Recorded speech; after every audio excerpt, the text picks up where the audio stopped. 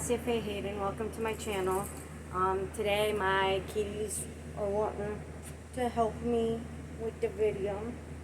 This is Trinity, my beautiful little Himalayan, and this is a freak. Oh goodness, I know, how dare I pick you up.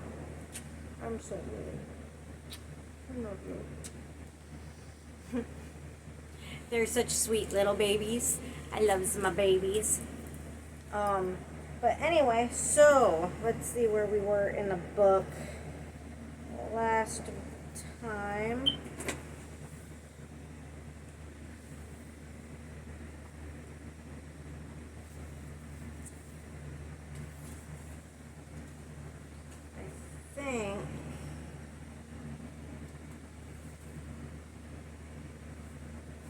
I think we were on how our egos hide truth from us.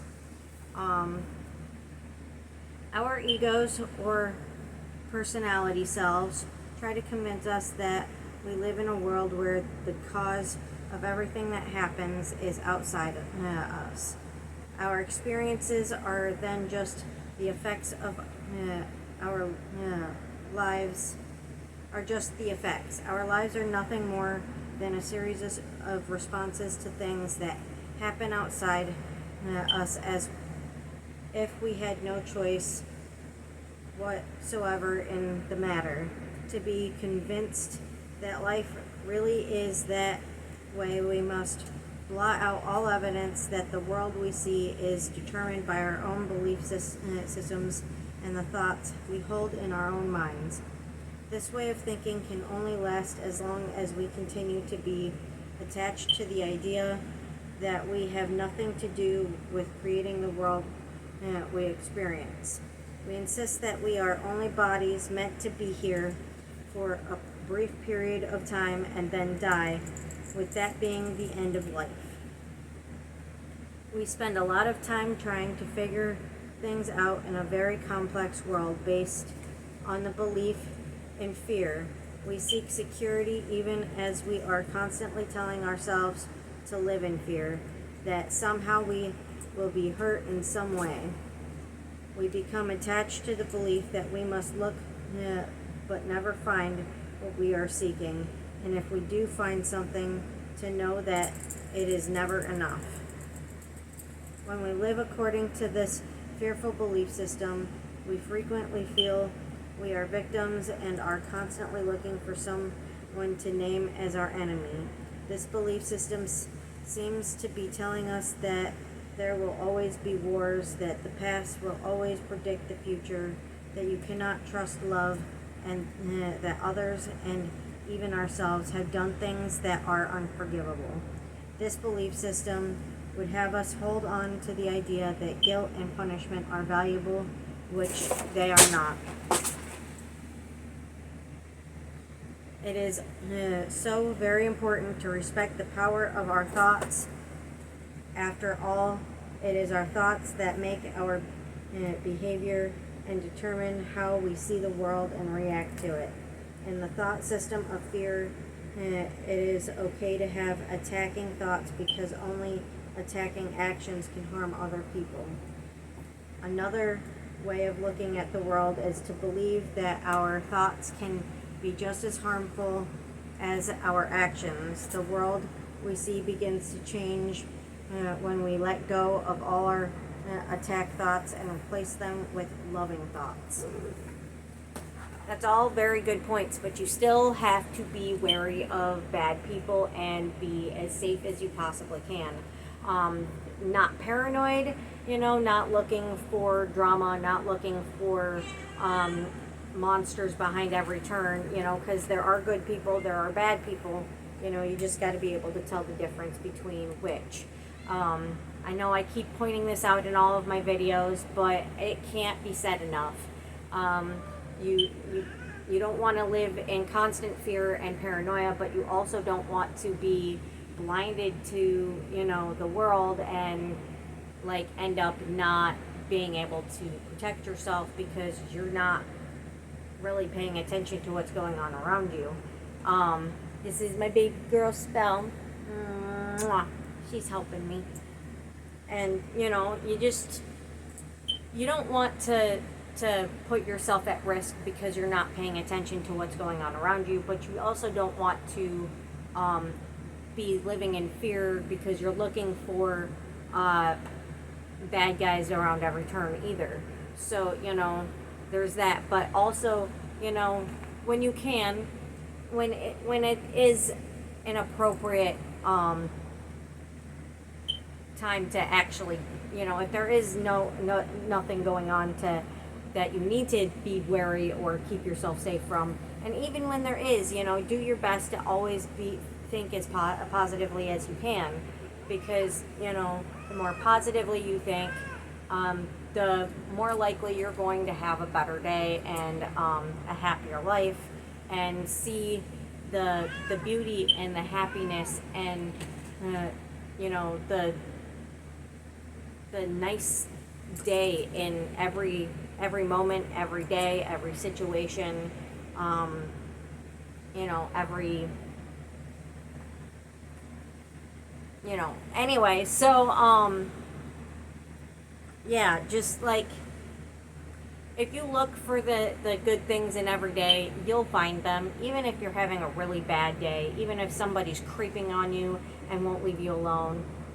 Do your best to deal with that situation as calmly as you possibly can. I know it's hard to deal with situations like that calmly. Believe me, I know. I go into panic attacks, and, you know, it scares the living crap out of me. I'm still learning to deal with it.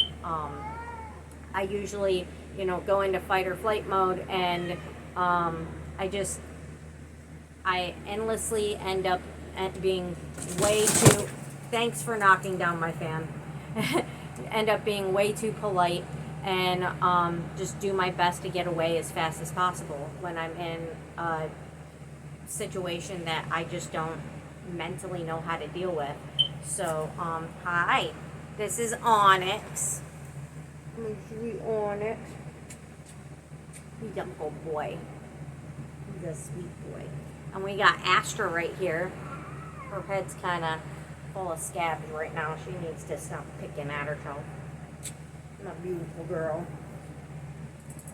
But, you know, there's ways around, you know, the fear, the constant fear, and the constant search for drama. And, you know, you gotta like do your best to not look for it, and, you know, be as positive and happy as you can in your life. Because I mean, even when there's bad days, there's good things in every bad day. There's good things in every moment. You know, you do your best to deal with the bad situations without, like, having panic attacks or flipping out, if you can. But at the same time, you know, still want to look for the good in, like, everything. And, you know, just, you know, do your best in every day. Anyway, I'm going to move on to this next portion. Hi, baby. Are you helping? Yeah, you want to read with me? Healing the past. There is a part of each one of us that resists change, even change that promises to make our lives better. Our resistance to change and our attachment to fear can make the principles of attitudinal healing seem anything but easy at first. But by focusing our attention with many daily reminders that tell us there really is another way of looking at the world, we find peace rather than conflict, and see that we really do have a choice. It is clear that most of us want to experience loving and trusting relationships, and to feel in harmony with each other and with the world in which we live. What seems to prevent us from this experience is the fact that so many of us keep the fires burning on the coals of our past dismal experiences. Hi, Callie. This is my beautiful calico. Yeah. She wants to help too. I haven't been home a whole lot Because when I go to the soup kitchen lately, I've been hanging out with my friends at the park afterwards, to, just kind of get some fresh air and some sun and some people time and some time away from the house and away from the cats, and actually chances to eat without having to fight the cats for my food. But I've been enjoying spending time with my friends, and they have been missing me, and I miss them too. Yes, I do. I missed you too. Yes, I do. I missed you guys. I missed all of you. So my babies have been mauling me, and I love it. I love when they maul me. Alrighty. Can I have my book, please? Stop. Hey. There. It is clear that most of us want to experience loving and trusting relationships and to feel in harmony with each other and with the world in which we live.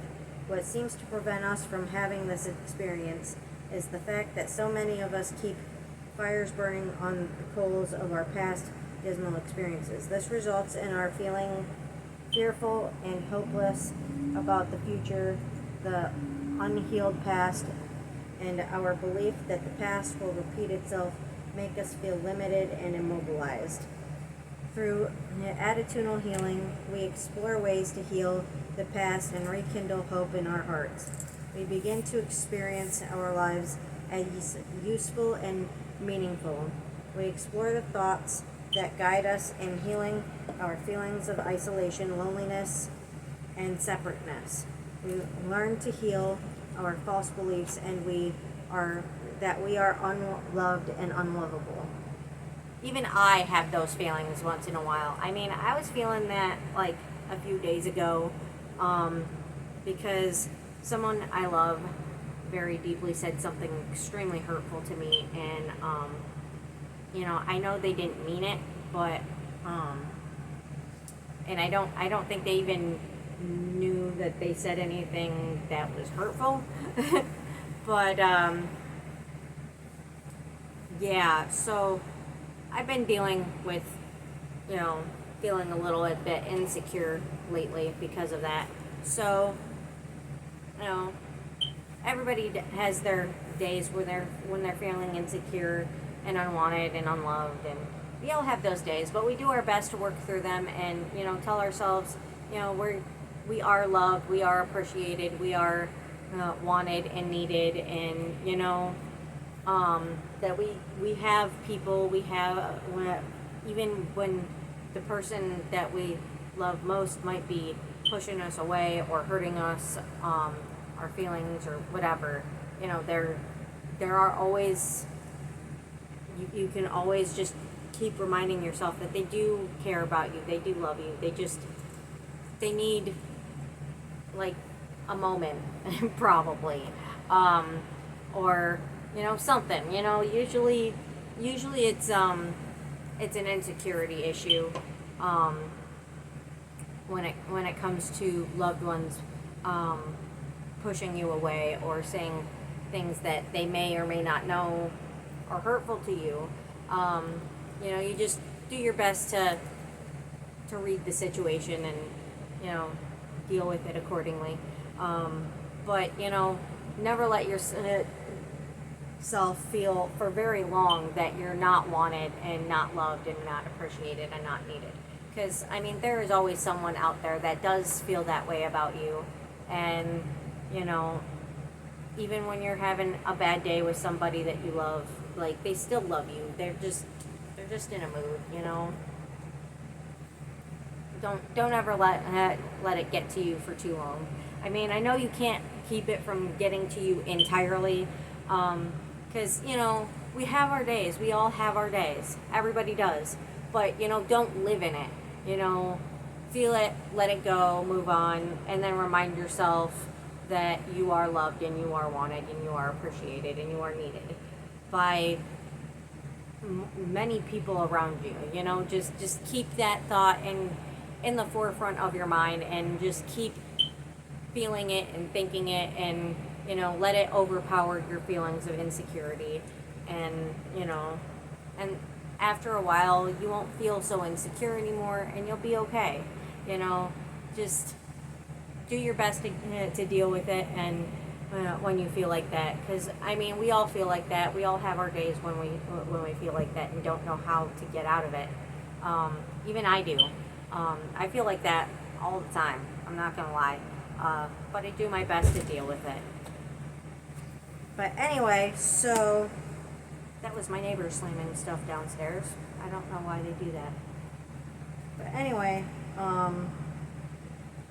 as we continue to focus on spiritual pathways, with the belief that the solution to all our problems is love and forgiveness, we find that it gets easier to resist the temptation of believing that we are unloved and unlovable. Needless to say, there are still plenty of days in our own, Diane and Jerry's lives.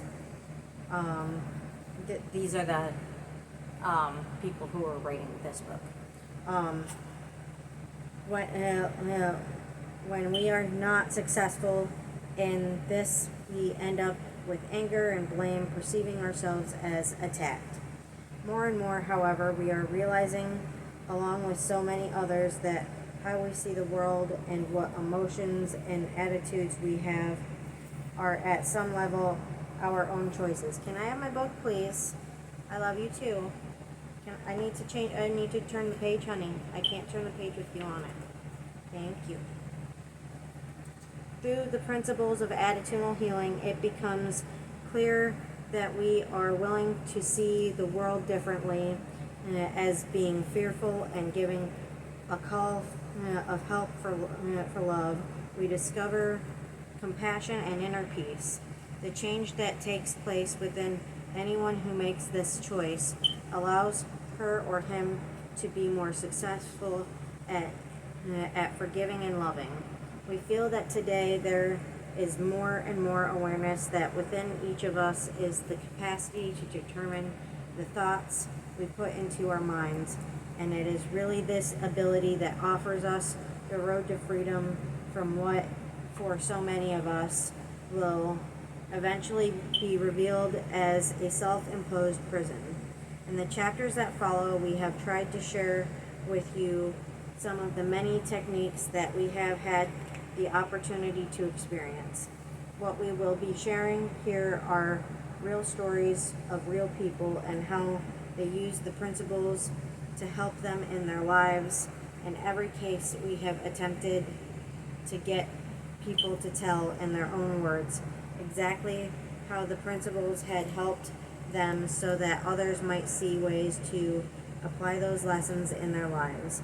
It is our hope that, like us, you will find these stories helpful, and that the lessons these people have learned and now share with us will bring as much peace, caring, and love into your life as they have into ours. Some months before the publication of this book, we received a letter from Casey Pryor, who lived in Canada at the time. She was 10 years old and had a brain tumor.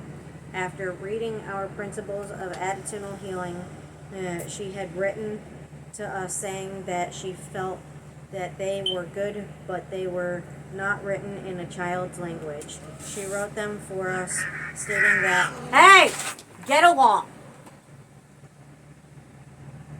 She wrote them for us, stating that this is my gift to our children who are fighting to live. Casey died before she could see her writing in print, but before she died, we wrote to her and expressed our heartfelt thanks. It is with great joy that we wish to share her edited version of the principles with you. Perhaps there is a child in your life who would like to share them too. The children's version of the 12 principles of attitudinal healing.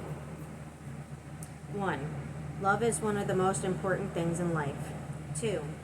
It is important to get better, so we must not let fear trap us. 3. Giving and receiving are the same thing. 4. Don't live in the past and don't live in the future. 5. Do what you can now. Each minute is for giving love. 6. We can learn to love ourselves and others by forgiving instead of by forgiving instead of not forgiving. Example: fighting and fighting. I had a moment there where I was a bit confused. 7. We can find love instead of fault. 8. If something is the matter outside, don't go crazy because you are safe inside. 9. We are students and teachers to each other. 10. Don't just look at the bad things, look at the good things too. 11. Since love is forever, death need not be scary. 12. We can always see other people as giving love or asking for help. Alrighty. And then a note to our readers about the Center for Attitudinal Healing. Since we have found in the past that many of our readers want to know more about the Center for Attitudinal Healing, we felt it might be helpful to include the following information. People come to the center from all different faiths and cultural backgrounds. All support group services at the center in Tiburon, California are free. There are currently close to 100 centers located throughout the world, and you can consult the individual center nearest you for descriptions of their services. There have been numerous books for adults and children that have been written about the work at these centers. There are also a number of video and audio tapes that are available. The center in Tiburon offers for a low fee 5 3-day workshops each year on attitudinal healing. If you desire further information about the center's work and workshops, please write to the Center of Attitudinal Healing, 19 Main Street, Tiburon, California, 94920. Telephone number 415-435-5022. I will put that information at the end of this video, not at the end of the video, in the description, while I'm writing out what parts of the chapter we read today. So there's that. And where did my bookmark go? There it is. Alrighty. So anyway, now we move on to our Cats Against Anxiety cards. The Cats Against Anxiety cards. Today we have, oh God, I've never really cared for these cats. It's one of the few cats I actually don't like because I think they're kind of ugly. But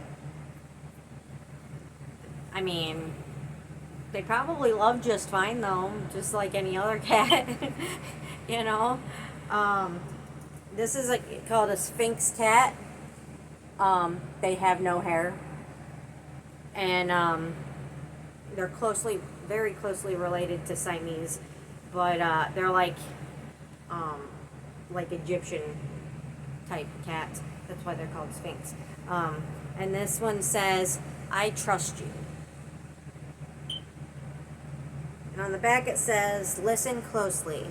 Pay special attention to a conversation you have today. Focus on what they are saying, their eyes, their body language.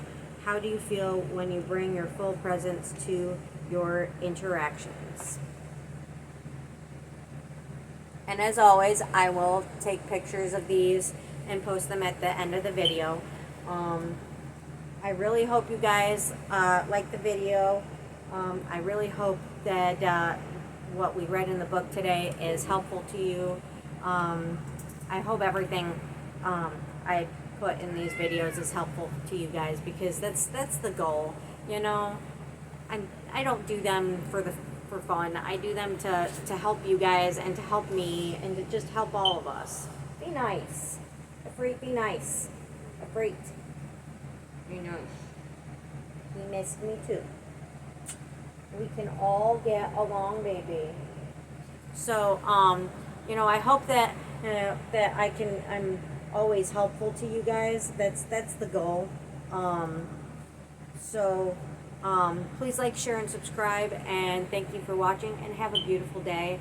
And if you haven't been told today, you are loved. You are appreciated.